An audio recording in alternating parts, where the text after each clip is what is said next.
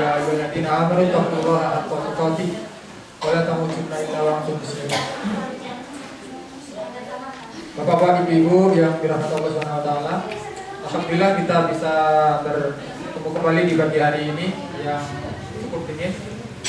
Sudah mandi semuanya, Ibu-ibu, Bapak? Insya Allah ya. Nanti yang belum mandi saya ada aja.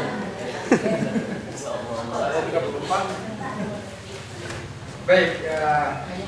Waktu pagi hari ini kita sangat singkat sekali karena dari panitia membatasi sampai jam 8. Jadi mungkin kita akan lanjutkan kajian pagi hari ini, melanjutkan beberapa materi yang belum tersampaikan oleh Ustaz sejak hari siang sampai tadi malam. Apabila nanti Bapak Ibu ada pertanyaan, disimpan dulu ya, karena kita waktunya sangat terbatas sekali. Mungkin insya Allah nanti kita akan sambung di kesempatan yang akan datang. Mudah-mudahan kita bisa bertemu kembali. Untuk mempersingkat waktu, kami persilakan pada Ustaz Teguh Irfan untuk menyampaikan materi selanjutnya.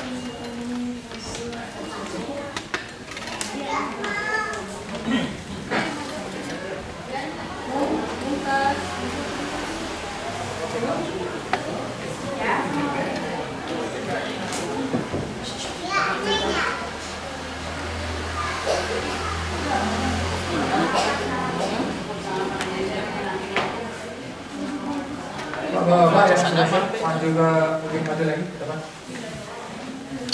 Biar yang nanti terlambat lagi bisa masuk.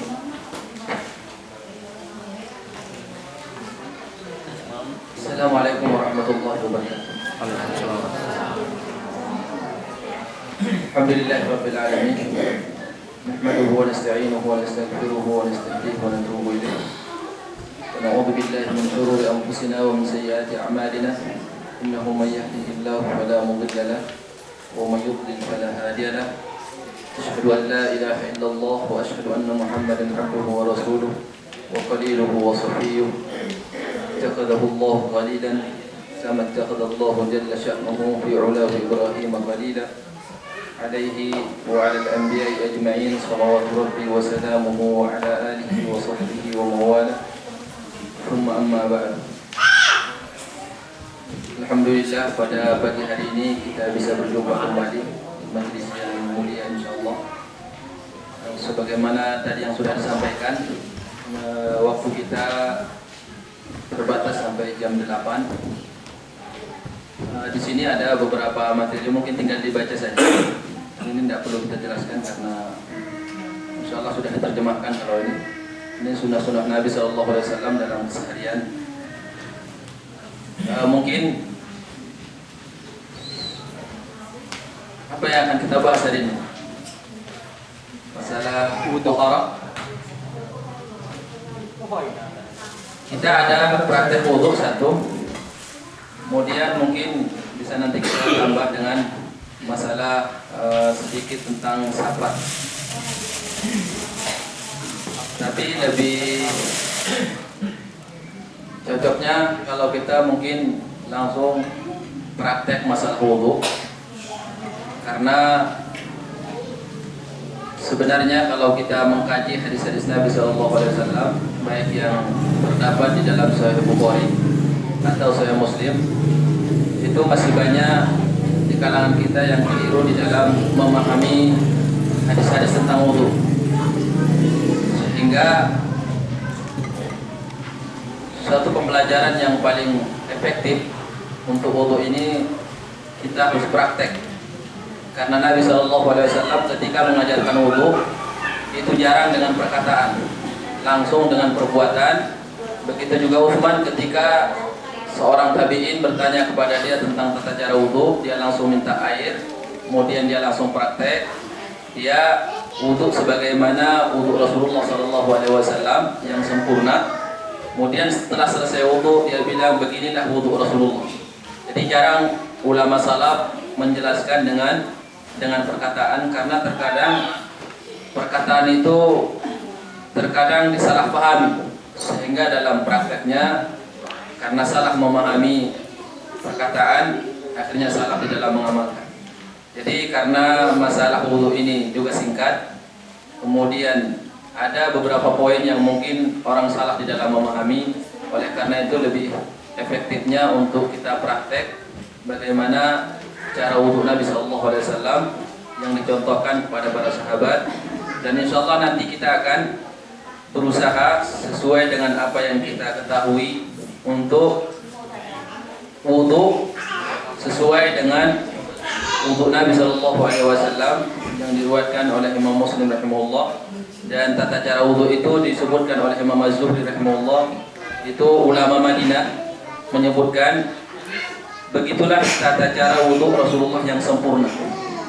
Yang sempurna semuanya 3 kali kecuali mengusap rambut. Baik. Sebelum saya praktek, saya kepingin ada satu dari bapak-bapak, karena kalau ibu-ibu tidak mungkin. Bapak-bapak yang sebelum saya wudhu dulu di depan. Saya ingin melihat satu orang dari antum perwakilan, bagaimana antum menghidupkan sunnah Rasulullah dalam berwudhu selama ini. Nanti kalau ada keliruan, nanti bisa kita luruskan, dan insya Allah setelah antum praktek, nanti saya akan praktek. Ya, jadi pakai air ya, semuanya pakai air. Dan ini sebelumnya saya sampaikan, alhamdulillah waktu di Sudan ada salah satu ulama yang spesialis dalam mazhab Syafi'iyah. Dia punya sanad mud nabawi. Jadi ini mud ini dicetak sama ulama itu di Sudan, dan kita diberikan satu-satu dan disertakan sanadnya. Sanadnya ini sampai kepada Zaid bin Thabit radhiyallahu anhu, di mana Zaid bercerita di situ. Zaid, saya mengukur sok yang digunakan oleh Rasulullah. Ini namanya sok, mud. Ini namanya mud. Rasulullah mandi junub itu terkadang 4 ini. Rasulullah mandi junub dengan 4 mud. 4 mud itu disebut dalam bahasa hadisnya satu sok. Kita mengeluarkan zakat fitrah itu satu sok 4 mud ini. Ini ukuran nabawi. Ini sudah diukur. Setiap orang yang meriwayatkan mud ini, dia buat mud, kemudian dia ukur dengan mud syekhnya sampai kepada Zaid bin Thabit. Zaid bin Thabit ketika membuat mud, dia ukur dengan mud nabawi, mud yang digunakan oleh Nabi Sallallahu Alaihi Wasallam, sehingga kita bisa membayangkan ternyata mud Rasulullah kurang lebih seperti ini. Mud yang digunakan oleh Rasulullah kurang lebih seperti ini. Rasulullah biasa kebanyakan wudhu dengan 1 mud, jarang lebih dari sini. Ya, Rasulullah menggunakan air itu tidak banyak. Sementara kita tahu Rasulullah postur tubuhnya luar biasa, mungkin jauh lebih tinggi daripada kita. Kemudian rambutnya lebih lebat dan postur tubuhnya besar. Dia cukup menggunakan wudhu dengan air 1 mud. Kemudian beliau terkadang mandi junub itu dengan 4 ini. 4 ini digunakan mandi junub, bahkan terkadang ditambah dengan 5 ini. Itu Rasulullah mandi junub.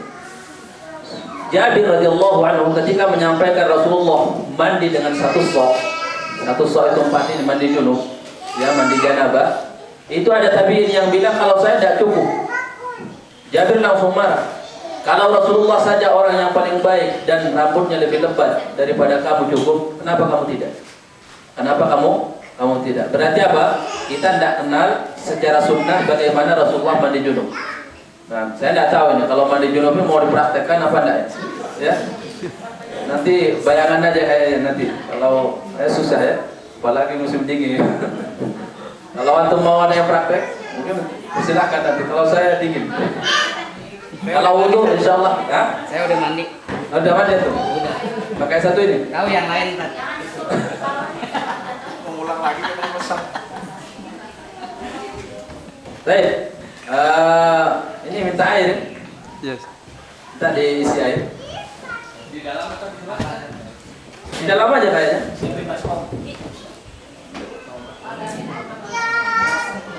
David.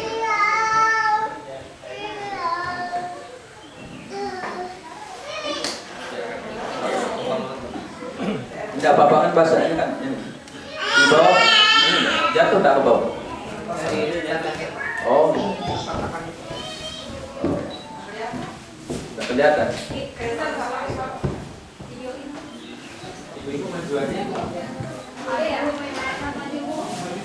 Ibu radionya. Taruh tak boleh bu. Hah? Copot. Copot aja kali. Iya makanya mau copot.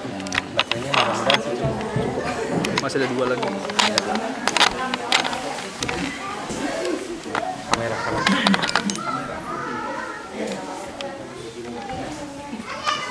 Kita tahu semua ayat di dalam Al-Quran. Allah Subhanahu wa Ta'ala menyebutkan innal mubadzirin kanu ikhwana syayatin. Sungguhnya orang-orang yang senantiasa takbir itu temannya syaitan.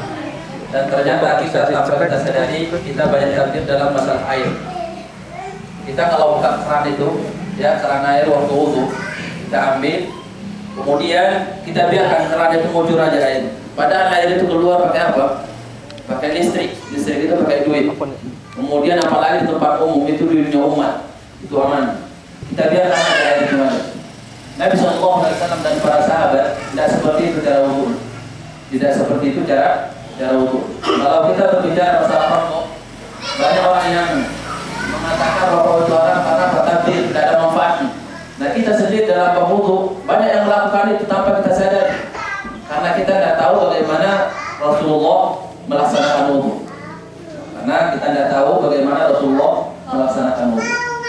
Tadi saya sudah sebutkan, sebelum saya praktek, saya minta satu orang praktek tata cara dia berwudu. Silakan satu orang yang perwakilan. Bagus. Ini saya juru dulu ini, satu aja. Ya silakan. Pak ini.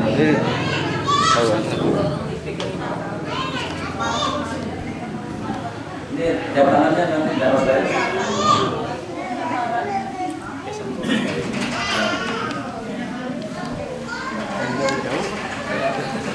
Ini aja di bawah. Pak, permisi Pak ya. Iya.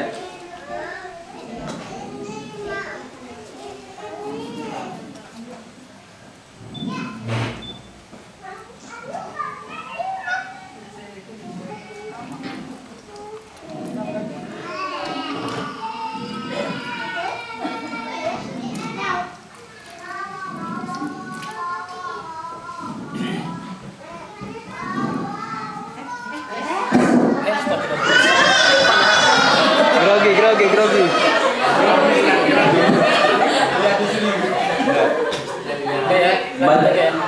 Ini mungkin mata Pak Bu Hanifah. Pak Bu Hanifah nggak mensyaratkan harus turun. Ini mata Pak Bu Hanifah mungkin. Tapi enggak ya? Mantap Syafi'i apa mantap? Mantap semuanya.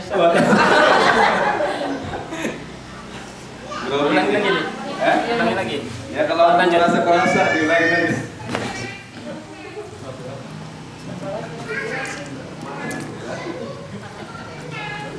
Ini dia gemetar karena dingin bukan karena jadi doping warna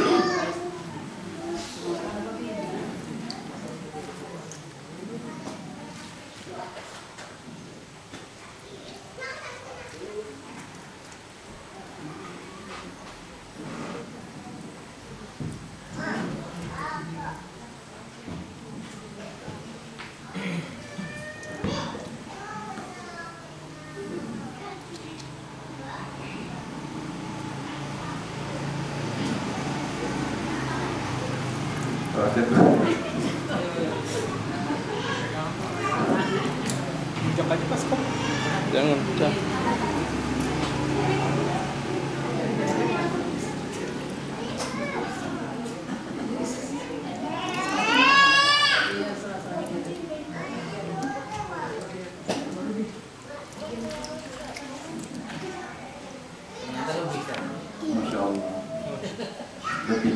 Alhamdulillah. Tapi ada yang wudunya tidak seperti itu? Beda? Sama ya, kurang lebih ya. Nah ini lebih, alhamdulillah, lebih malahan, ya, lebih. Gak tahu kalau di rumah, lebih apa kurang? Boros. Kalau di rumah mandi, Ustaz. Pacaran. Laki sama perempuan sama tata cara wudunya. Insyaallah saya akan praktek. Nggak tahu mana yang paling bagus wudunya. Saya buka ini dulu, jaket. Ini jaket warisan ini. Di situ ini.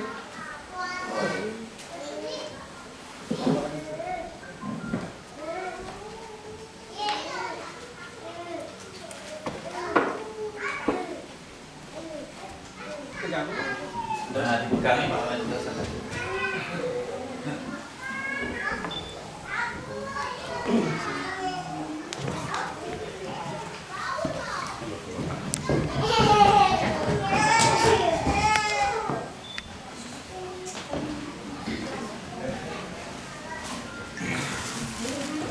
Rasulullah itu hanya caranya ada dua. Kalau bejananya seperti ini, berarti dia ciduk. Tapi kalau dia pakai ceret, itu biasa orang Arab pakai ceret, dia tuangkan. Yang megang tangan kiri, tuangkan ke telapak tangan kanan. Kalau ternyata posisi seperti ini, semua yang digunakan mengambil menciduk itu tangan kanan satu, telapak tangan kanan satu saja, satu telapak tangan kanan. Dua-duanya contoh juga. Besaran. Butuh dua kali. Baik. Apa? Ya lanjut ya. Saya juga jadi grogi. Masuk YouTube tuh. Nah ini apa? Dingin. Baik. Kita mencoba untuk yang sifatnya ini masuk. Kalau ini tidak ada najisnya, langsung aja masukkan ke dalam. Kalau tidak ada najisnya tangan. Kecuali ada najisnya kita cuci dulu, baru kita cuci lagi ya untuk yang ketiga kali ini. Baik. Doanya yang pertama Bismillah. Tidak ada tambahan, basmalah saja. Kemudian setelah itu kita akan wudu sempurna, yaitu tiga kali kecuali mengusap rambut sekali. Apa yang kita pahami dari 3 kali? 3 kali ngambil air, apa 3 kali ngusap, apa 3 kali apa? Nah banyak dari kalangan kita masih belum paham. Dia kira Rasulullah wudu 3 kali ngambil air. Tidak, bukan sekedar itu. Rasulullah itu 3 kali ngusap yang sifatnya rata. Jadi sekali Rasulullah mengambil air, itu harus rata anggota wudu itu. Harus rata, jangan sampai ngambil air lagi sementara sebagian dari anggota wudu itu belum rata. Karena kalau kita misalkan ngambil air, kemudian kita usapin muka kita, di sini belum, kita ambil lagi, kita usap lagi, di sini belum, kita ambil lagi, usap sampai rata setelah 3 kali ciduk. Ini namanya sekali. Ini namanya sekali, belum 2 kali, belum 3 kali. Jadi hitungannya itu jangan dihitung 3 kali kita mengambil air.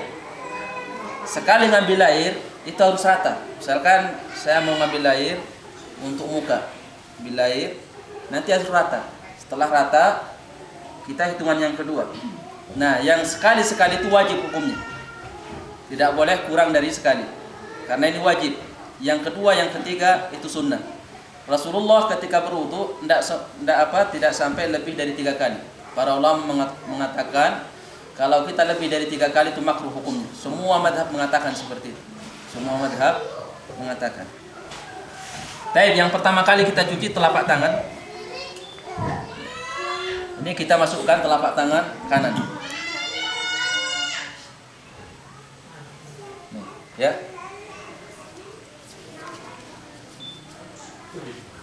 Kita ini ngusap, usahakan sekali lagi, sekali ngambil harus rata semua.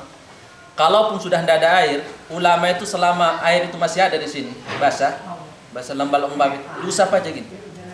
Begitu cara ulama, kita lihat ahli hadis ketika berwudu di Sudan. Jadi lihat. Nah, mana yang belum basah, antum usap. Sehingga apa? Kita tidak terlalu butuh banyak air. Jangan sampai ngambil air lagi selama masih ada anggota wudu itu masih belum terbasuh. Misalkan di sini masih ada, tinggal diusap aja. Mana lagi yang diusap aja? Selama air itu masih ada. Kita ndak baru sekali ini ambil lagi. Apalagi kalau sudah keburu-buru mau ini takut masbuk. Udah itu. Ternyata sunnah ini harus sabar kita. Harus sabar. Kalau ndak sabar nanti ndak terbiasa, akhirnya ndak diamalkan. Nah, ini kalau sudah rata, ini namanya sekali. Kalau belum rata, masih ada yang tidak kena air, itu ndak dihitung sekali. Ini wajib namanya. Nah, kalau sudah rata, kita ambil lagi untuk yang kedua. Nah, yang kedua ini bagaimana caranya mengukur? Sementara sudah basah semua, pakai perkiraan. Pakai perkiraan. Ini yang kedua kali. Kita pakai perkiraan saja. Karena mau melihat, karena sudah basuh dari tadi, dari cucian yang pertama. Kita pakai perkiraan. Makanya ulama itu kalau wudu dia tidak cepat-cepat, lama dia. Kita perhatikan. 2 kali. Ambil yang ketiga kali.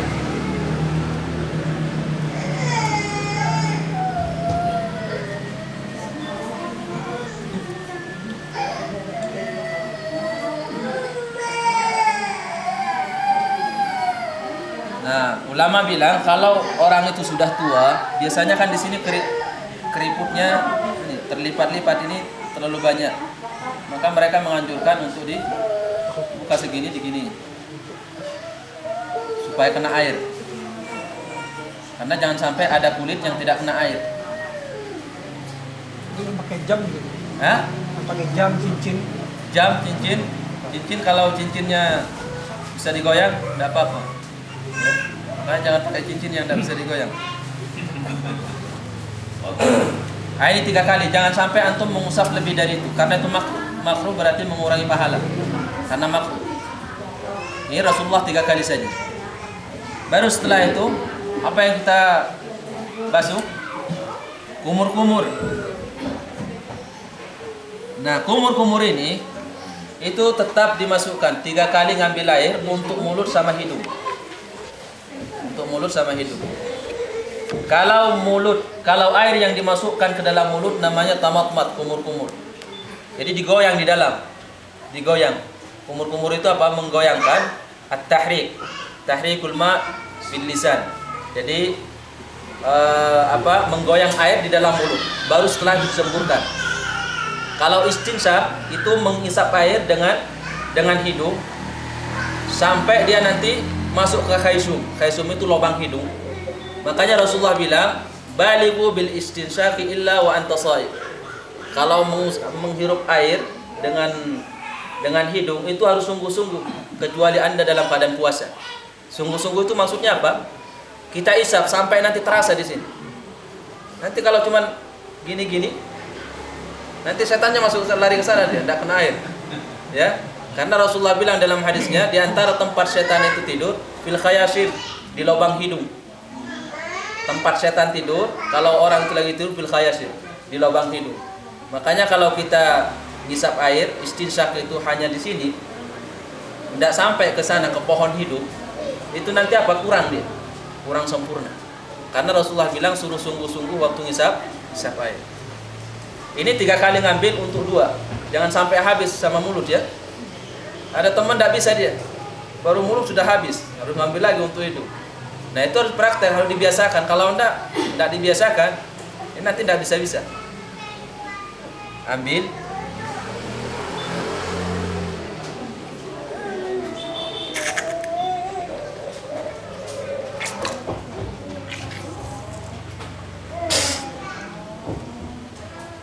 Sekali. Ini wajib. Kalau mau ditambah kedua kali.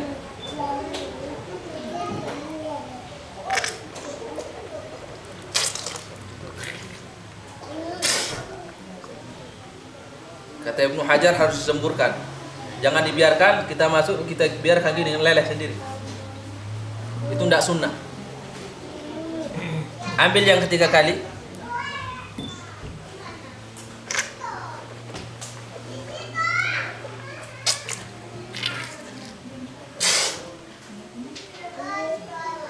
Tiga kali.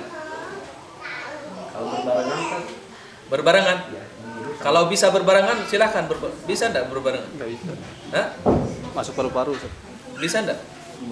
Dua tangan. Enggak, Rasulullah jangan pakai dua tangan. Enggak ada sunnah. Antum lihat hadis-hadis itu semuanya. Rasulullah ketika kumur-kumur sama istinsaq enggak pernah pakai dua tangan. Kita ini bicara masalah sunnah, enggak bicara masalah wudu kita sah atau enggak. Kalau wudu kita sah, yang penting basuh aja semua anggota wudu itu. Dan kita ini berbicara sunnah untuk mengenal sunnah Nabi di dalam berwudu. Ya? kalau masing-masing ada. Hah? Mulut dulu 3 kali, baru hidung 3 kali. Itu tidak ada sunnah. Rasulullah tidak pernah wudu seperti itu. Sepanjang Rasulullah hidup tidak pernah seperti itu. Sekalipun itu sah, ulama bilang itu sah. Kita ini bicara untuk Rasulullah. Untuk Rasulullah, nanti ketika kita baca hadis nyambung itu hadisnya. Nyambung. Tapi kalau kita tidak paham yang seperti ini, nanti kita tidak tahu hadisnya. Tidak nyambung nanti kalau kita baca. Kemudian setelah itu muka. Muka ini tetapi dipakai ngambil. Nah sunnahnya ketika muka harus pakai 2 telapak tangan. Jadi tangan kiri ini, telapak tangan kiri yang membantu. Ya, membantu ketika ngusap. Untuk muka mana yang dibasuh? Yang wajib itu manabit. Perbatasan rambut tumbuh, ini yang wajib diusap, kena air sampai sini. Nah, dagu. Kalau ini tidak wajib. Ya, ini tidak wajib. Yang wajib ini aja. Batasan rambut tumbuh. Bagaimana kalau orang yang botak rambutnya di sini tumbuhnya? Kan tadi kita sampaikan batasan rambut tumbuh. Apakah di sini harus diusap? Enggak, ya. Dia tetap sesuai dengan seperti orang normal di sini aja. Sekalipun rambutnya tumbuhnya di sini. Nah, ketika ngusap itu pakai 2 telapak tangan Rasulullah. Semua hadis-hadisnya seperti itu. Ya usah.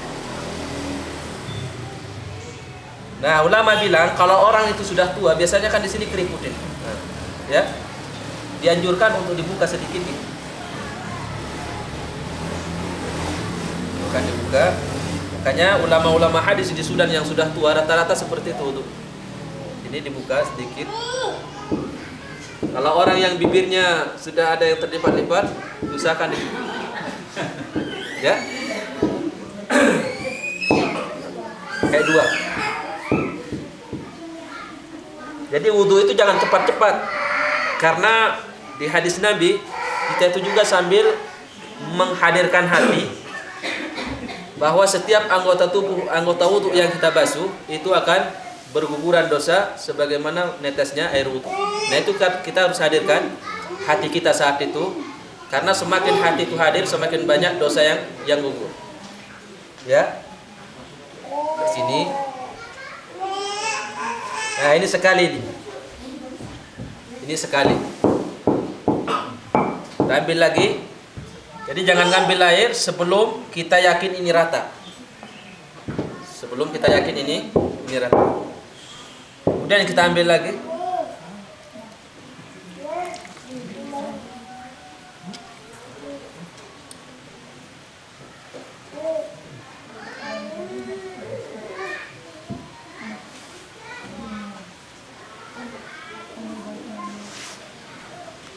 Dua kali.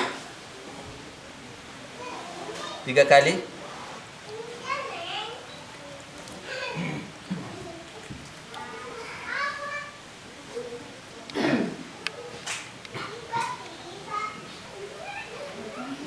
Nah, ini 3 kali. Ya. Jadi jangan lupa, sekali lagi jangan sampai mengusap wajah itu dengan 1 telapak tangan. Karena Rasulullah semua riwayatnya seperti itu, tidak pernah ketika membasuh wajah itu pakai 1 telapak tangan. Itu tidak pernah. Semuanya pakai 2 telapak tangan dia basuh. Nah, memang ini berat karena kita harus lama dalam berwudu. Kemudian baru setelah itu tangan kanan.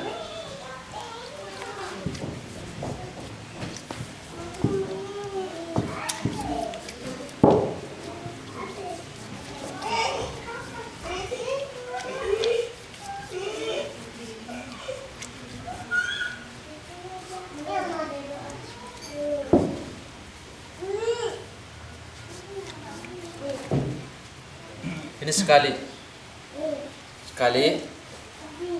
Kalau memang ada yang belum basah, tinggal kita usap. Jangan sampai ngambil air lagi.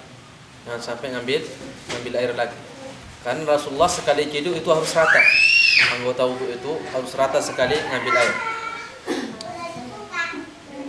Yang kedua, nah kalau yang kedua ini biasa perkiraan saja.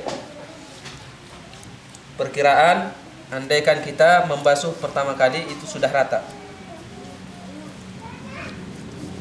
Makanya kalau kita wudunya cepat-cepat, ya ini tidak bisa terpraktekkan. Tidak bisa dipraktekkan. 3 kali.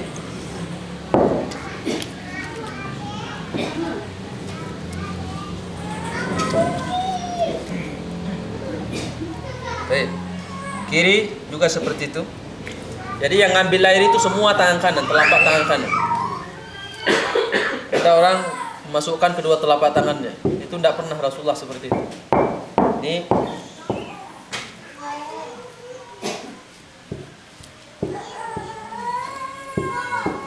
sekali. Ya.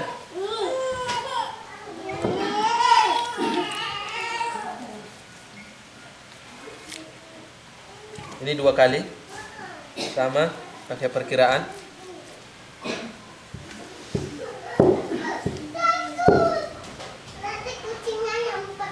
Ini yang ketiga kali.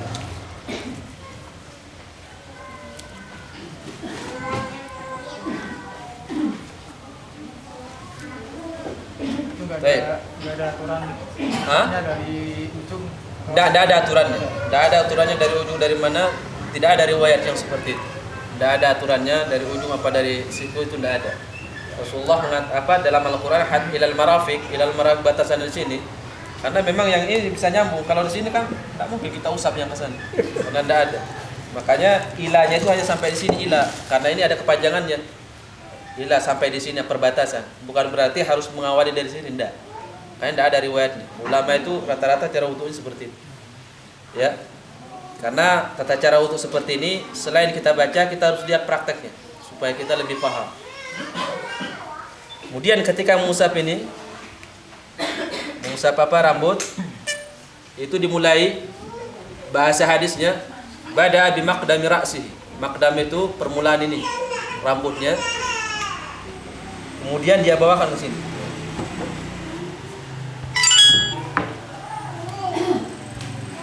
Sampai tengkuk.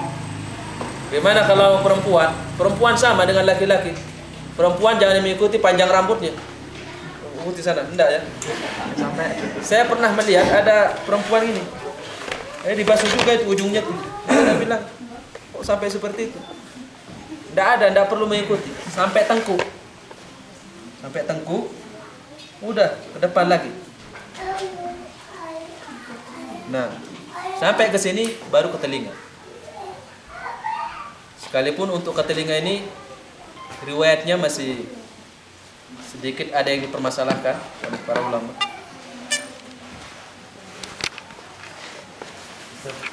Yang tadi yang untuk musab rambut itu harus ditahan, airnya setelah diambil harus ditahan atau dibuang main gitu.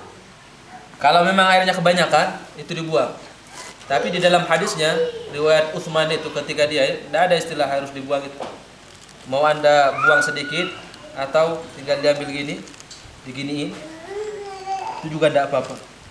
Makanya di situ tidak pernah dijelaskan ini. Cara apakah harus dibuang? Artinya bukan sebuah keharusan untuk dibuang. Tidak harus keharusan untuk dibuang. Sekarang tinggal kaki. Hanya harus duduk ini. Yang kursi, Hah? baik kursi. Jauh.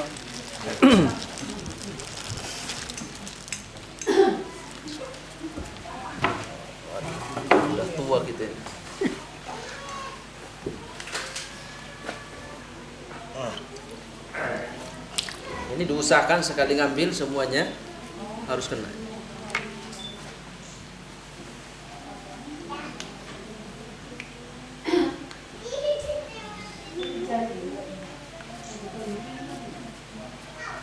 Karena Rasulullah bilang wailul lil aqabi minan nar. Dulu para sahabat ketika terburu-buru wudu, banyak sahabat yang tidak kena tumit ini. Nah, keburu-buru Rasulullah dari kejauhan bilang wailul lil aqabi minan nar. Celakalah tumit yang tidak kena air wudu akan diancam dengan api neraka. Karena keburu-buru wudu. Kita ini masalahnya sering terburu-buru dalam berwudu. Sehingga kita tidak sabar mengamalkan sunnah Nabi. Kita tidak sabar. Nah, ini sekali. Ya, ini sekali. Sekarang kan alhamdulillah di tempat wudhu di Indonesia masjid-masjid sudah ada tempat duduknya. Itu enak. Kita ambil lagi.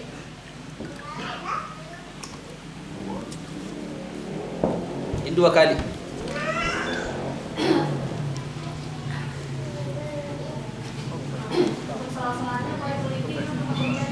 Hah? Kelingking ini?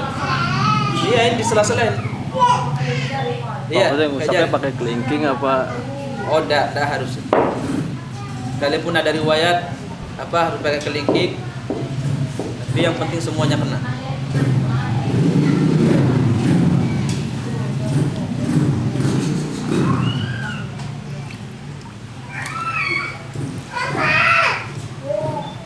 Ini kita wudu 3 kali yang disebutkan oleh ulama Madinah, Imam Az-Zuhri, wudu yang paling sempurna.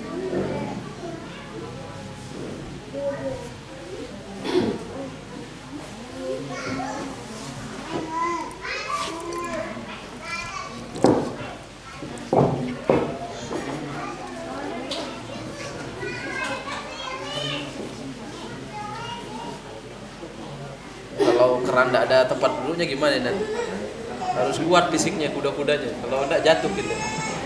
Ya.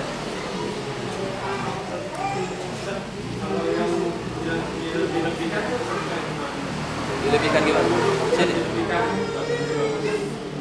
Yang Abu Hurairah itu bisa sampai patah gitu. Riwayat Abu Hurairah. Nanti riwayat Abu Hurairah ya. Kita wudunya Rasulullah dulu. Nanti Abu Hurairah kita jelaskan batas mana yang dia basuh.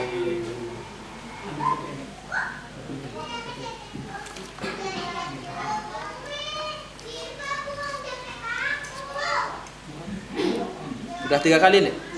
Iya. Hah? Sudah? Nah, ini 3 kali.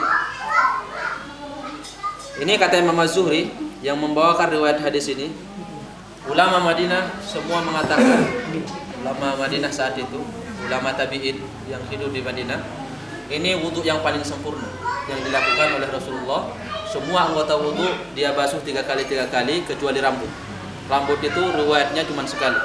Sekalipun di mazhab Syafi'iyah mereka menganjurkan juga untuk 3 kali, tapi ulama mengatakan tidak ada sunnahnya 3 kali rambut itu. Ulama Syafi'iyah mengkiaskan dengan anggota tubuh, anggota wudu yang lain. Tapi Imam Malik ketika ditanya tentang mengusap rambut, dia bawakan riwayat Utsman ini bahwa rambut itu sunnahnya cuma sekali diusap belakang tadi sekali, tidak sampai 2 kali atau 3 kali. Ya, hah? Ini. Nah, kalau di sini kalau jenggotnya yang kayak kita ini tidak perlu disela-sela ya. Itu karena sudah kena dia kalau tipis kayak gini. Kecuali ya jenggotnya lebat, nah disela-sela lagi. Kalau kita apa yang mau disela-selain? Hah?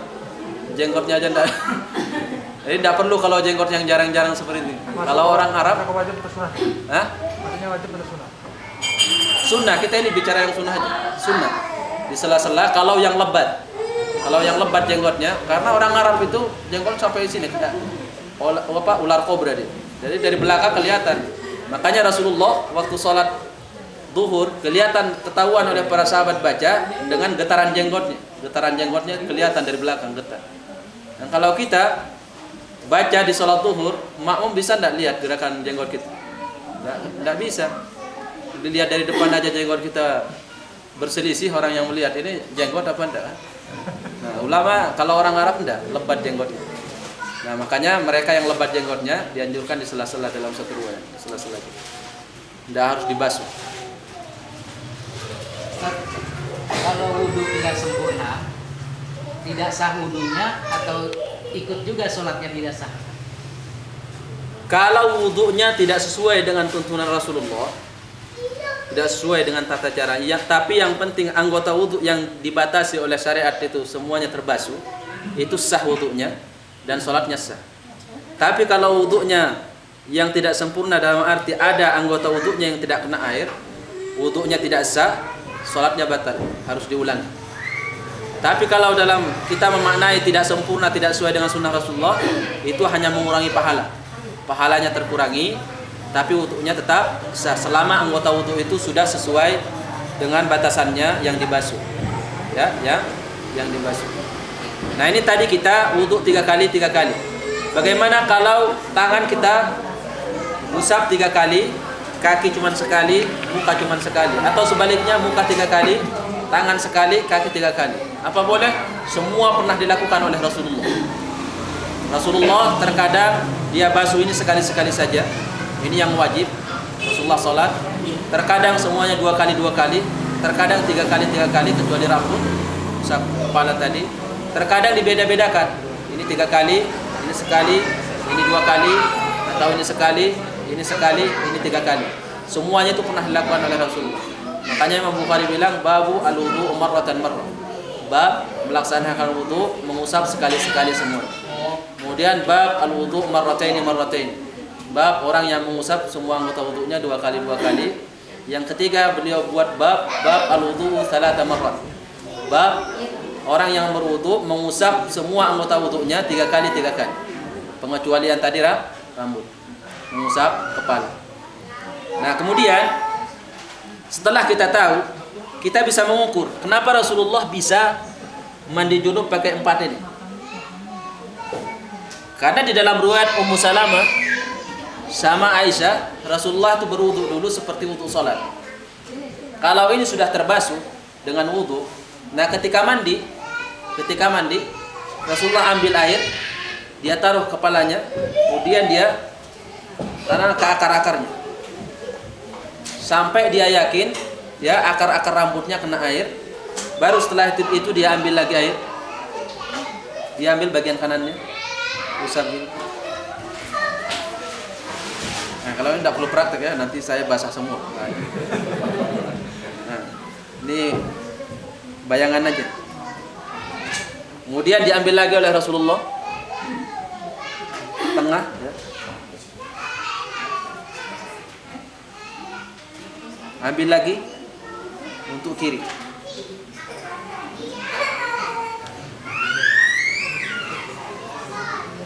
Nah, ini kan sudah terhapus semua, sudah basah.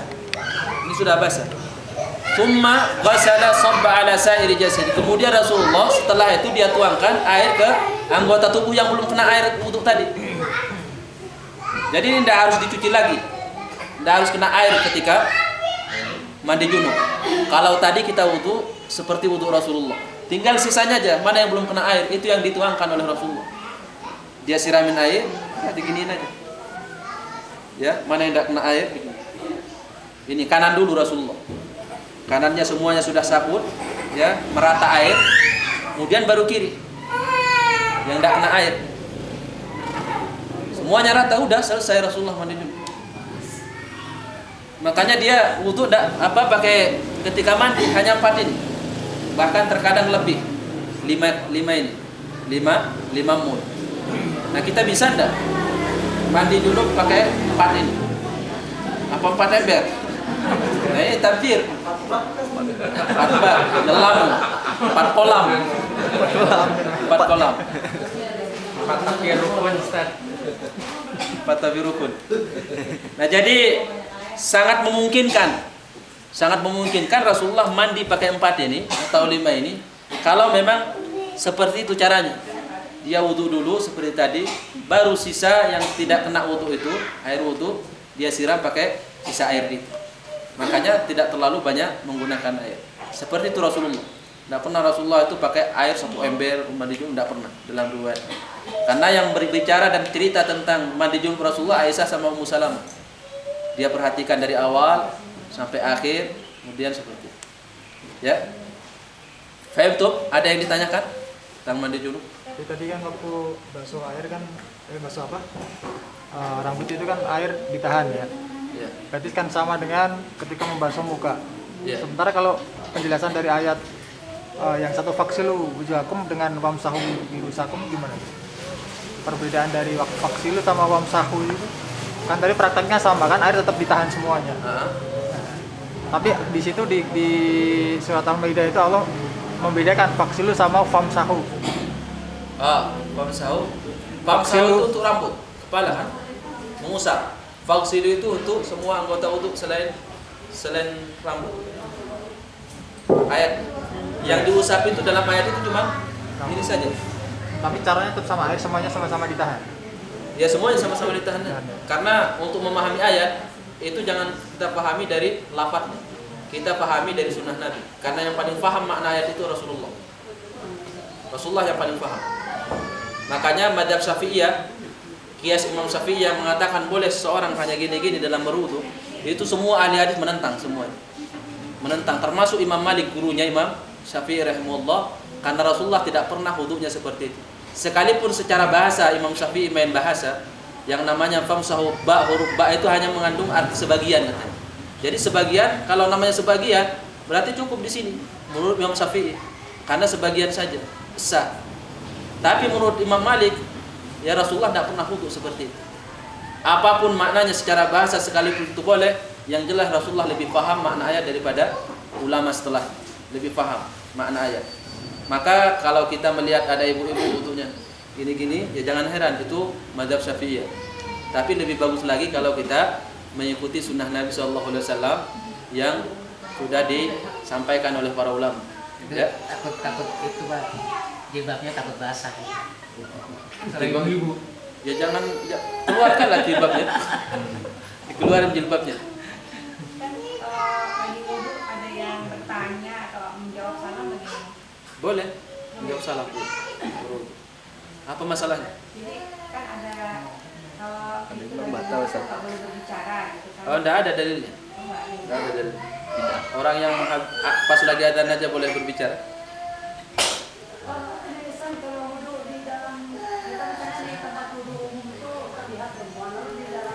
Gimana? Gimana? Wudu di dalam kamar mandi yang ada WC-nya. Dalam toilet.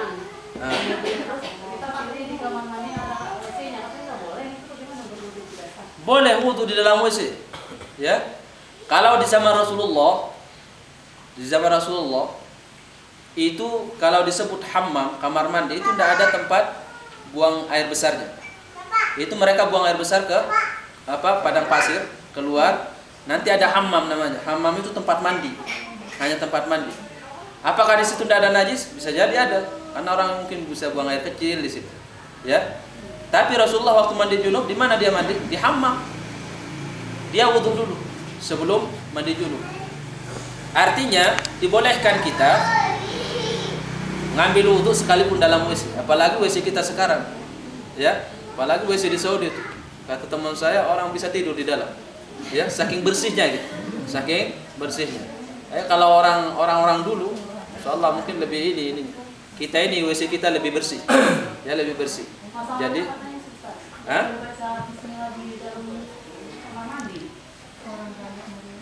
di kamar mandi boleh enggak kita baca bismillah?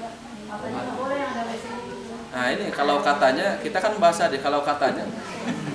Berarti kata orang kan yang harus kita membahas kata Rasulullah. Kalau kata Rasulullah ya baru kita bahas. Kalau katanya, nanya ini kemana ini? Dhamirnya. Huwa Rasulullah apa huwa fulan? Malah lagi lah. Hah? Iya, itu kan lafaz Allah. Artinya memang di situ Rasulullah ketika mau masuk WC itu ditaruh cincinnya di luar karena ada lafaz Allah. Apakah ilahnya seperti itu? Allahu a'lam. Tapi yang jelas Rasulullah di dalam kamar mandi dia berwudu. Itu tadi waktu mandi junub. Dia berwudu dalam keadaan telanjang. Rasulullah wudu dulu. Kata Aisyah radhiyallahu anha, Rasulullah kalau mandi junub, apa yang dia lakukan? Dia tuangkan air dari seperti ini tadi. Ya, kalau pakai kayak gini Rasulullah tuangkan. Ya, kalau Rasulullah mau mencuci kemaluannya, waktu mau mandi junub dia tuangkan ke tangan kiri, kemudian ini digunakan untuk mencuci kemaluan. Tuangkan lagi. Kalau sudah selesai, dia gosokkan, kemudian dia cuci. Baru setelah itu, ketika itu dia berwudu, diganti. Ini yang buat menuangkan, ini yang ngambil. Itu Rasulullah wudu dalam keadaan telanjang waktu mandi junub. Nah, kalau kita mengatakan bismillah ada sebagai syarat untuk wudu, mungkin tidak Rasulullah tidak mengucapkan basmalah. Tidak mungkin. Jadi bismillah. Jadi tidak ada masalah. Antum wudu di dalam kamar mandi, kemudian mengucapkan basmalah, itu tidak ada masalah. Yang dilarang itu kalau kita sambil dalam keadaan buang hajat kemudian berzikir sambil mengeluarkan air kencing ini ya, air kecil. Ya, ini masih keluarin. Kita bilang subhanallah, subhanallah. Itu yang haram. Tidak boleh dalam keadaan buang air besar. Apalagi pas lagi ini kan susah buang air. Pas keluar Allahu Akbar. Alhamdulillah. Nah, itu yang tidak boleh, haram hukum. Subhanallah. Subhanallah, nikmat. Nikmat bener. Kalau kita mandi junub itu kan dalam wudu itu kan kayak tadi Rasulullah itu kan mungkin untuk bagian depan kita bisa ya, tapi kalau untuk posisi di belakang gimana? Masa tidak bisa? Coba praktekkan dulu. Nanti kalau praktek tidak bisa, diusahakan baru komentar. Bisa. Insya Allah bisa. Ya? Bisa. Kan ada istrinya nanti yang ini, Baswi. Kalau memang tidak bisa. Antum sama istri kan? Kalau susah jangan mandi sendiri. Kalau sendiri-sendiri susah hidup ini, harus berjamaah. Iya betul, Ustaz. 2 apa 3, Ustaz? Tapi kalau istrinya lebih dari satu, jangan mandi bareng semuanya, tidak boleh. Ya, ini takut salah paham karena mandi bareng itu sunnah. Orang yang punya 2 istri, akhirnya mandi bareng 3 orang dalam, itu tidak boleh, haram hukumnya. Ya, haram hukumnya. Kalau kita punya istri lebih dari satu, mau praktek mandi bareng junub, ya jangan 3 orang di dalam kamar mandi bareng, tidak boleh, haram hukumnya. Karena istri yang pertama haram untuk melihat aurat istri yang kedua. Sebagaimana istri yang kedua haram melihat aurat istri yang pertama. Yang boleh cuma suami. Yang boleh cuma suami. Nah, ini takut salah paham memahami hadis Nabi. Rasulullah tidak pernah mandi bareng sama Aisyah sama Ummu Salamah, 3 orang tidak pernah. Kalau tidak sama Aisyah, dia sama Ummu Salamah. Ya, berdua-dua aja. Dua-duaan. Boleh. Nanti dipraktekkan mandi junub bareng. Itu nikmat, bagus. Ya. Insyaallah ada suasana baru.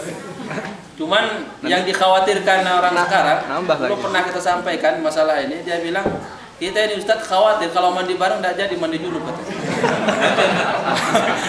Anak bilang itu bahaya kalau berarti. Anak bilang berarti belum selesai.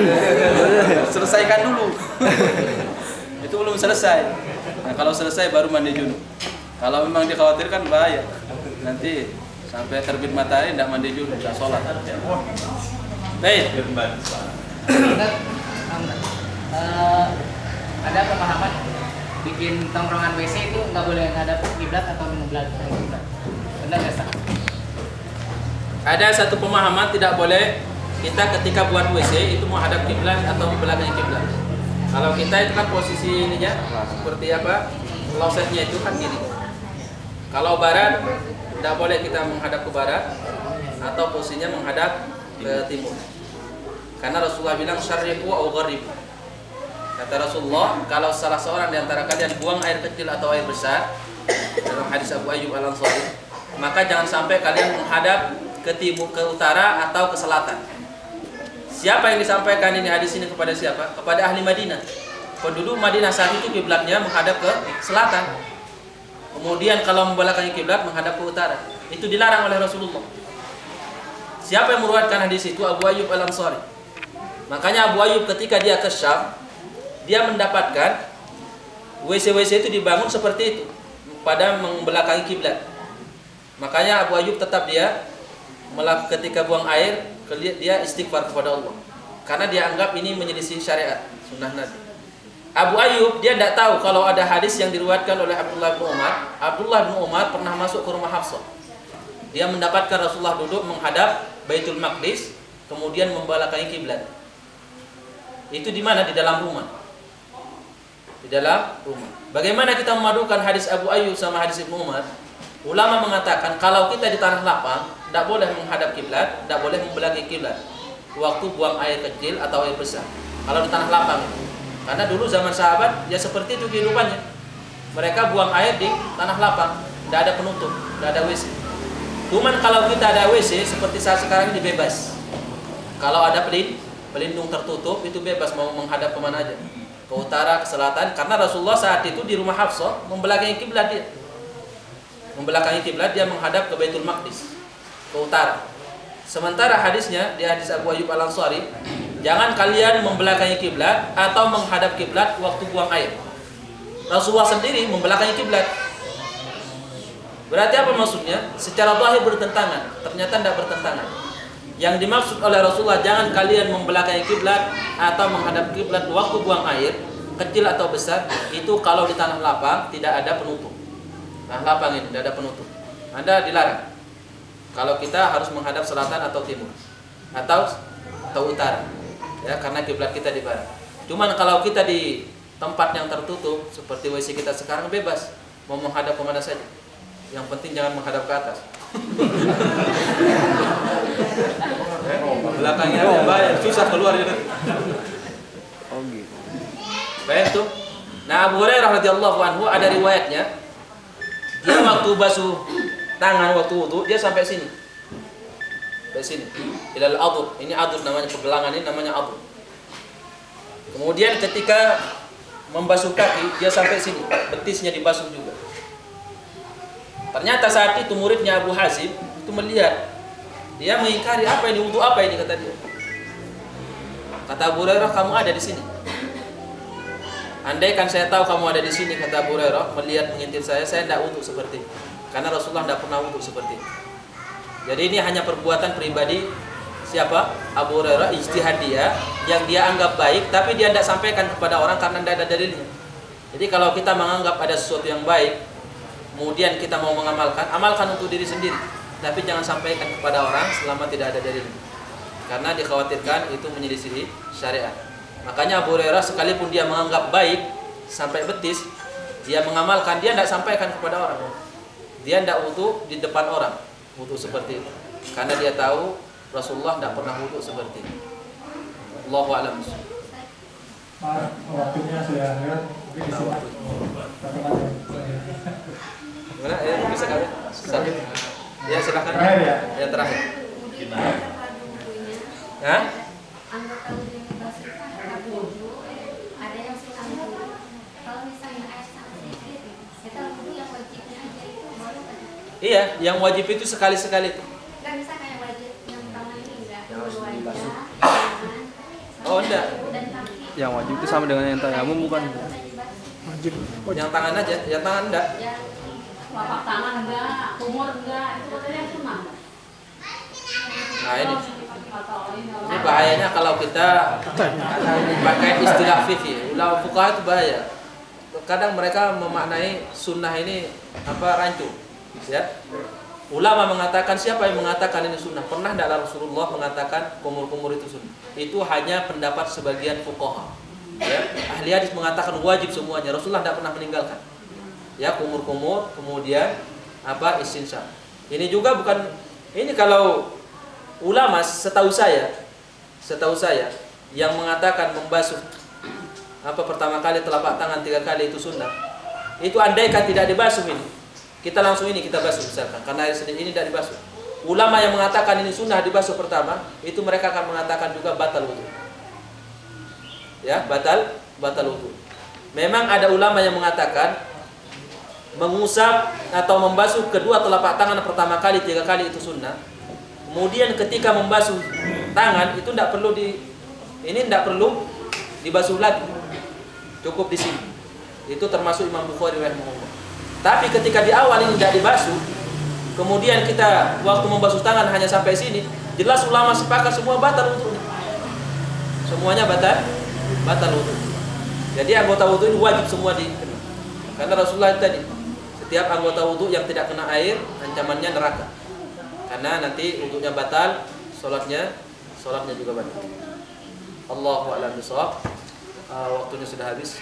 Insyaallah mungkin kita sampaikan lanjutkan di pertemuan lain kali. Baik, hanya itu mungkin yang bisa kita sampaikan pertemuan kali ini. Semoga kita dipertemukan Allah di kajian waktu yang lain. Saya akhiri wabillahi taufiq wal hidayah. Wassalamualaikum warahmatullahi wabarakatuh. Waalaikumsalam.